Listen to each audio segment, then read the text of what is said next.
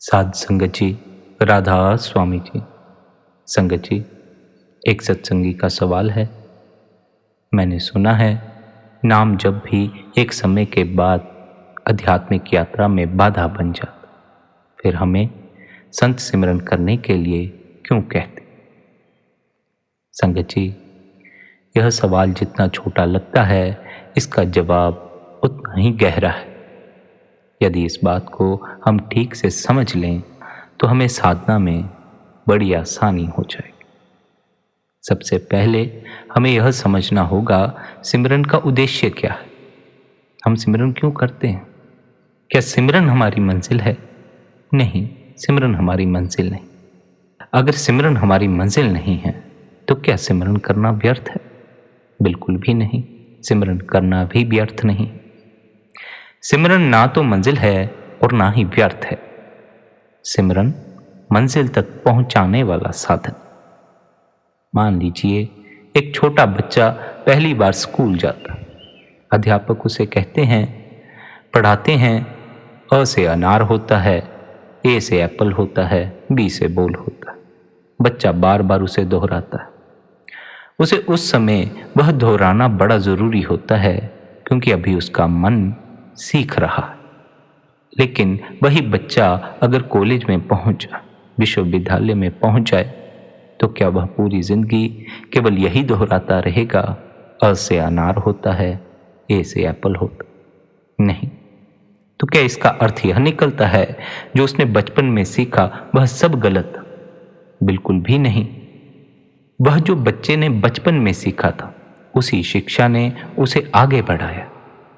लेकिन यदि वह उसी पहले पाठ को ही पूरी जिंदगी दोहराता चला जाए तो आगे की यात्रा रुक जाएगी। ठीक यही बात सिमरन के साथ भी है।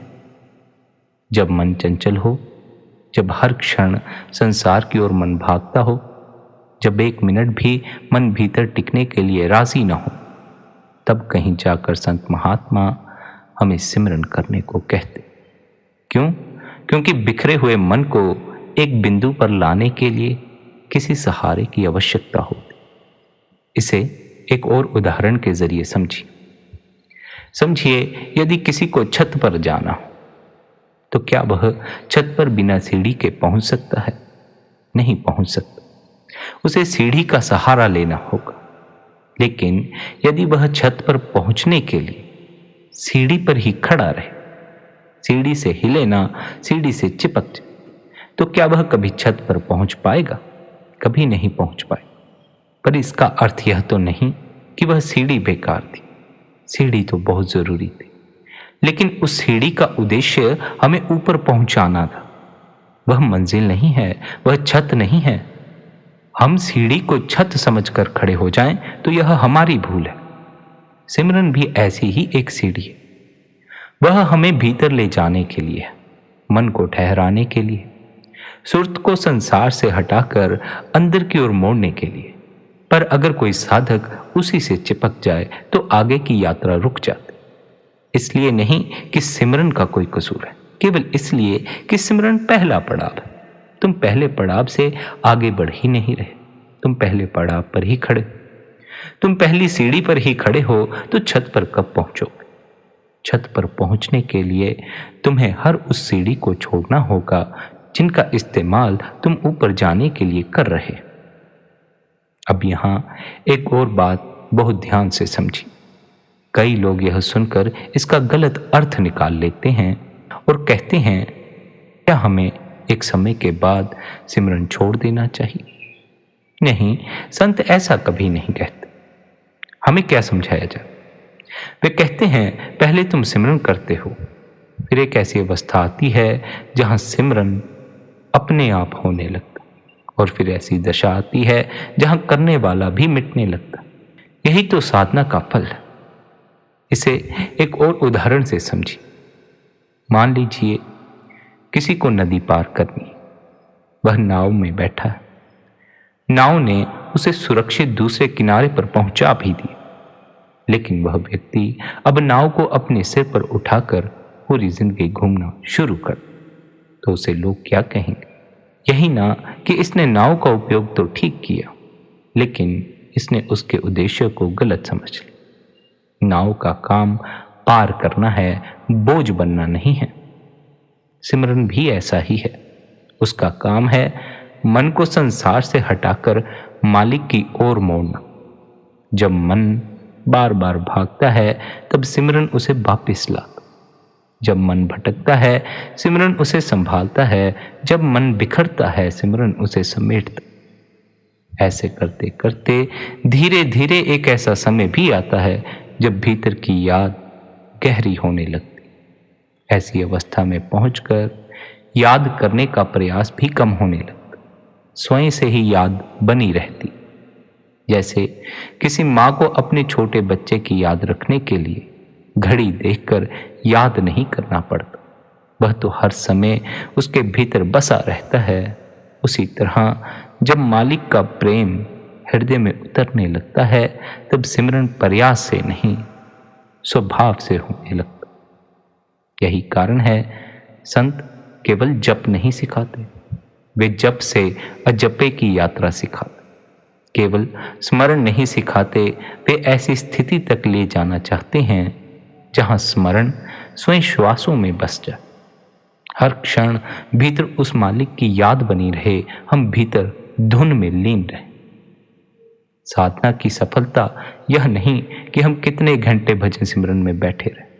साधना की सफलता यह है कि उठते बैठते चलते फिरते काम करते क्या हम भीतर मालिक से जुड़े थे या नहीं जुड़े।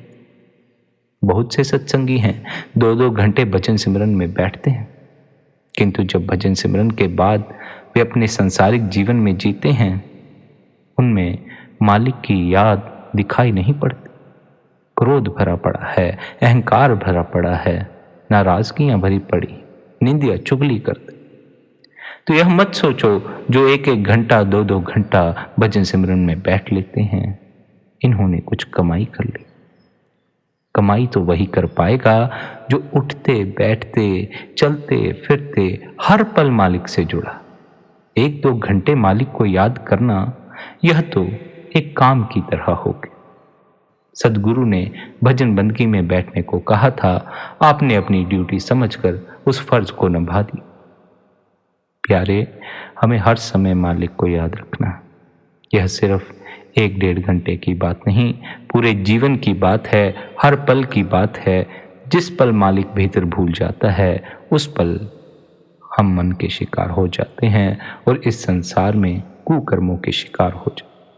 इसलिए संत हमें भीतर मुड़ने का उपदेश देते हैं हमारी भलाई के लिए, और भीतर मुड़ने के लिए वे हमें सिमरन की सहायता लेने का भी उपदेश देते। किंतु सिमरन कोई बाधा नहीं है तब तक जब तक कि आप सिमरन को पकड़ कर ना बैठ जाए। बार बार समझाया जाता है, हमें नाम धुन मालिक तक लेकर जाती है, और नाम धुन तक पहुंचने के लिए हमें मन के कोलाहल से परे जाना पड़ता। इस बिखरे हुए मन को समेटना पड़ता। बिखरे हुए मन को समेटने में सिमरन हमारी सहायता करता। तो ऐ प्यारे, इस बात को पल्ले बांध ले और एक ही सीढ़ी पर खड़े मत रहना। जो सीढ़ी अपना कार्य पूरा कर दे उससे ऊपर चढ़ते चले जा। जब सिमरन अपना कार्य पूरा कर दे तो नाम में अपनी लीक जोड़ देना। फिर नाम भी अपना एक दिन कार्य पूरा कर देता है और हमारी आत्मा को मालिक से मिला दे। इसलिए यह स्मरण रखो, बाधा केवल इतनी है कि हम हर चीज से चिपक जाते। आगे बढ़ने की बजाय हम पीछे ही चिपके रहते। आगे बढ़ो। सिमरन के आगे, जाप के आगे अजपा जाप भी है। उस अवस्था को भी अनुभव करो। वह तो भीतर से ही हो। भीतर उतरो, रोज ध्यान में बैठो और ऐसे भ्रमों में मत पड़ो कि सिमरन कोई बाधा केवल इतनी है हम पकड़ कर बैठ जाते। राधा स्वामी जी।